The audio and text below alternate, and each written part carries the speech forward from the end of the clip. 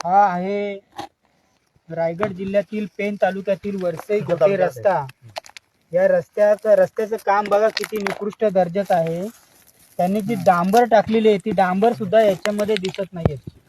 म्हणजे जसं गोमूत्र शिंपडलं जातं तशा पद्धतीने इथे डांबर शिंपडलेली आहे आणि हा रस्ता नुसतं मातीवर केलेला आहे बघा।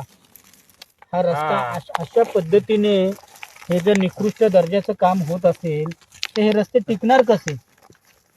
म्हणजे राजरोसपणे दिवसा ढवल्या आपल्या सरकारी तिजोरीवर हा एक मोठा डल्लाच मारला जातोय। म्हणजे दिवसा ढवल्या एवढा मोठा हा भ्रष्टाचार होतोय आणि कोणाचंही याकडे लक्ष नाहीये। कशा पद्धतीने चालणार? एवढा मोठा जर भ्रष्टाचार झाला तरी कामं होणार कशी? म्हणजे मुंबई आणि दिल्लीमध्ये आमचं सरकार आहे आणि आम्ही काही करू, कोणी आमचं वाकडं करणार नाही, अशा पद्धतीने एक गुरमी किंवा माज या सरकारला आलं का काय? त्यामुळे इथलं ठेकेदार आणि प्रशासन ज्या पद्धतीने वागायचं त्या पद्धतीने वागतोय।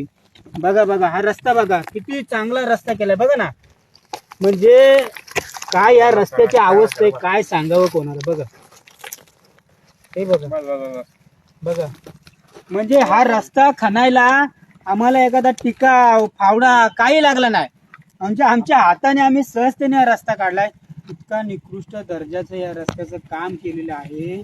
अशा पद्धतीने येणारा जर हा पैसा या पद्धतीने जर वापरला जात असेल आणि हा निकृष्ट दर्जाच्या रस्त्याची जर कामं होत असतील तर हा रस्ता खरंच लोकांसाठी आहे का त्या ठेकेदारांसाठी आहे? हे लोकांनी लक्षात घेतलं पाहिजे।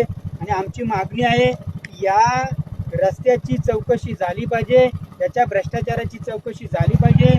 सर याची चौकशी केली नाही आणि हा काम चांगला झाला नाही तर यापेक्षा जे आम्ही या अगोदर आंदोलन केले त्यापेक्षा मोठा उग्र आंदोलन केलं जाईल हे मात्र निश्चित। तुम्ही पण